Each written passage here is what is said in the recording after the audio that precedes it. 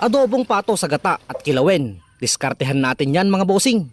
Nagpapakulo ako ng tubig na paglulubluban ko sa kakatayin kong pato para mas mapabilis ang pagtatanggal ng kanyang balahibo. Mano-mano na lang ang ginawa kong pagsalab sa pato sa apoy. Dahil nga nasira at nagliyab habang ginagamit ko ang torch, ito ay tuluyang nasunog at nasira. Sa video ng ito ay ibabahagi ko sa inyo ang ilan sa mga pangdiinang luto na pwede sa bibe o pato.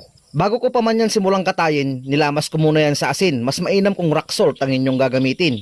Maalala ko lang may vlog ako noon na nagkatay ako ng Peking duck at may nag-comment na bakit daw hindi ko tinanggal yung kanyang tuka. Unang-una nililinisan ko yan ng maayos, tinatanggal ko ang talukap sa kanyang ngalangala. Ganon din ang lalamunan at ang kanyang dila. At base na rin sa discarding aming nakalakhan, hindi talaga namin yan tinatanggal lalo na kung ang purpose ng inyong iluluto ay pangpulutan. Dahil yan ay magsisilbing hawakan kung sino man ang buenas na makakatsamba sa parteng yan.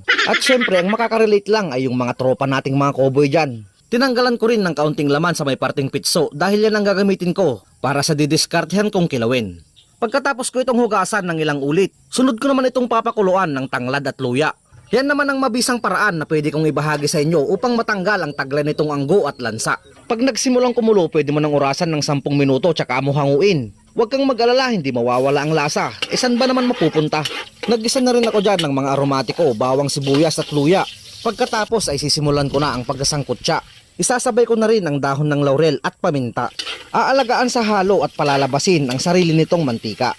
Pagkatapos ay sasabawan ng katamtaman at titimplahan ng toyo at suka. Para habang pinapalambot ay kumapit na ang mga pampalasa. Inilipat ko muna sa kabilang kubo ang aking pinapalambot dahil mag-iihaw naman ako ngayon para sa kilawin.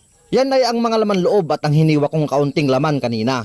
Tandaan lang na wag natin yung sosobrahan sa pagkaihaw dahil lalo yung kukunat. Sa makatuwid ay katamtaman lang. Madalas dinuguan ang diskarte ko sa mga parting yan. Pero dahil nga sa iba ang hanap ng aking panlasa, sa kilawin di na ako nagdalawang isip pa. Wala namang tulak kabigin dahil parehong masarap. Depende na lang sa inyong kursonada. At sa mga bossing natin na nakaabot sa parte ng bidyong ito, paki-comment naman kung alin ang mas panalo sa panlasa nyo. Sa dinuguan ba o sa kilawin? Ang hirap din kasi talagang mamili dahil parehong masarap at panalo.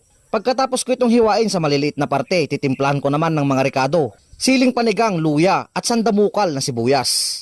Hindi rin mawawala ang paminta at siling almoranas para sa sipa naman ng anghang.